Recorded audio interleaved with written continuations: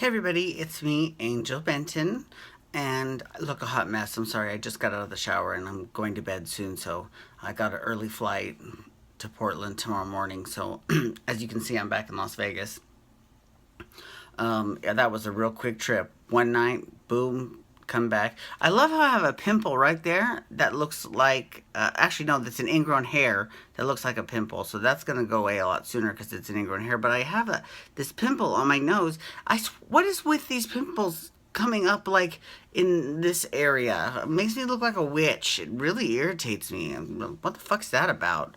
Anyways, whatever.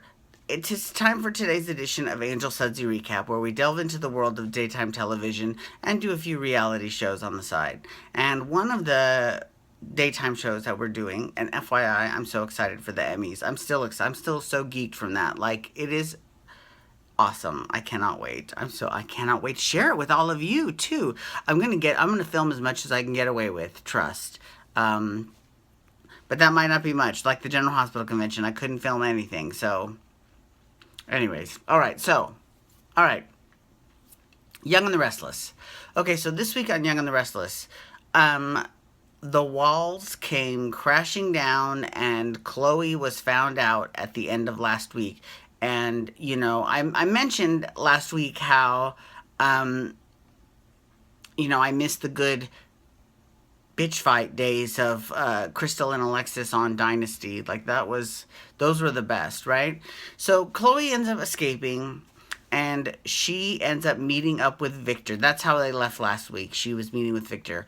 Well, unbeknownst to both of them, Nick Newman was in hot pursuit because he had tagged Chloe's car. Smart. He's a very smart young man. I have to, and he's very good looking too. I have to say. In fact, I would.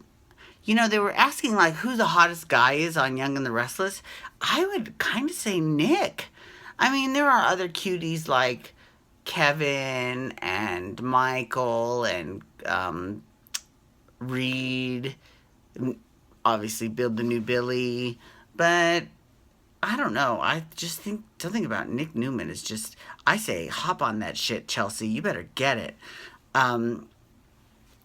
So Nick Newman shows up and he confronts his father, Victor, and he lets it all out. And he's like, "You're the one that killed Adam. Even if you didn't do it directly, you brought her back into our lives, and you're the one that fucking wreaked havoc on everybody. That is on you." And he was like, "Yeah, I didn't hear you saying any of that when Adam was alive." So, anyways, basically what he's done is he has gotten Faith to leave Victor's house, and Victor is really upset about that. But listen, Faith is his grandchild, right? And she wasn't living there to begin with. I mean, and she's still on property. No matter what parent she chooses, she's still on the property. If she's at Nick's house or Sharon's house, they both live on the Newman Ranch. So what the hell difference does it make? She's not like he's taking her and moving to Canada or something, right? So that I think is a little bit melodramatic. That's kind of a little bit of a reach for us to be like, he's gonna cry because she's not living under his specific roof. She's barely lived there that long. I mean, whatever. Anyway, and in fact, she said she wanted to live with her mommy a while ago, but when Dylan left her, she was like, "I want to live with mommy because mommy needs me." I mean, like, so she was ready to go. So I don't get why Faith was all upset either. I mean, that whole Faith situation, that's a little bit kind of hokey. But here's what was not hokey that came off really great. Sharon, Phyllis, and Jack met up and they were discussing the whole Adam, Chloe, Victor situation. And they were all teaming up against Victor. Now, I've got to give Sharon credit because she was the lone dissenter at first. She was the one saying, well, Faith loves Victor and Victor loves Faith or whatever. And then they got into her head and they're like, you don't want him warping her mind. And then all three of them were on the same page, and that was actually a really good scene. I really enjoyed that, and it was nice to see them all. There's been so much drama between Sharon and Phyllis. Just because Sharon pushed her down the stairs, big whoop. And there's also been drama between Jack and Phyllis because they got divorced. Oh, and also Jack and Sharon because they got divorced. So Sharon, I've got to say, but here's the thing about Sharon. Some people call Sharon a bit of a hoe. Okay?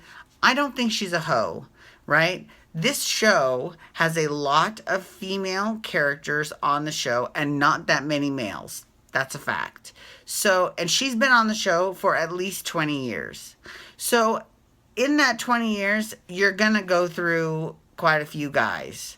I mean, she's done all three new. Oh my God, I just spit. That's so sick.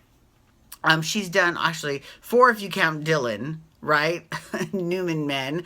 Adam, Nick, Dylan, and Victor, right? No wonder she was, speaking up for him. But she's also been with Billy. She's, listen, she's been on the show for a long time, right? And I get that they're trying to build the whole star-crossed thing between her and Nick. They'll always end up going back to each other. They are each other's first loves, But it's nice seeing Nick with Chelsea right now. And it's nice seeing Sharon do some stuff on her own. Like, she's owning the coffee house on her own. She's going to school on her own, studying psych. That's awesome. I'm proud of her. You go, Sharon. You be a good example for Faith. I love it. Speaking of which, though, where the fuck is Summer? Did they get rid of Summer from the show? Did they axe her? Because I haven't seen her in forever. I mean, she could just be taking an extended leave like Noah did for a while. Now Noah came back without Marissa, saying, "Oh, she left me to go be with her daughter." Okay, I mean, I'll accept that, but I mean that's okay. We couldn't have had one scene where she tells him that. I mean, but whatever. That's fine. Again, it's like I believe, and it's like Carolyn Hinsey also says, if it happens off camera, it's 10 times more difficult to make the audience care about it. I don't give a shit about anything that happens off camera, to be honest with you. I really don't. So, anyways, but yeah, so Scott and Phyllis hooked up, were in the process of hooking up when Kevin walked in on them. But they were very kind and accommodating, and they were like, "Don't be embarrassed. Don't be embarrassed," And Kevin was telling Scott afterwards, he's like, "So you hooked up with your mom's best friend and Michael's best friend and ex-girlfriend?" And he was like, "Yeah." It was so funny. That was a cute scene. That was good because it was nice to see Kevin laugh again after all of this drama with the wedding and with Bella. Oh my God, poor little Bella. She is so damn cute. She is super cute. Was Delia that cute when she was little? I don't remember when Delia was that little, but I remember she looks so much like Delia too. I mean, but again, she had the same parents making her. So that's another thing too. That seems to be another plot hole that everyone has dropped while they search for Chloe. The paternity of Bella, who we all know is Billy Abbott, the same guy that did Delia.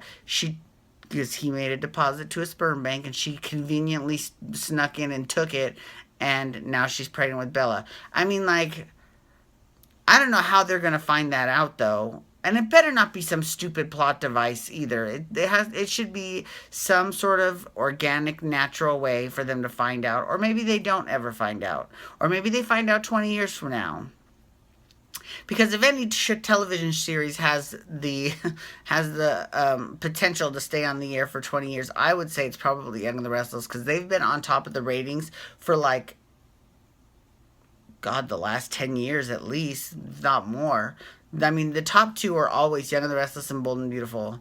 That's how they go all the time, constantly.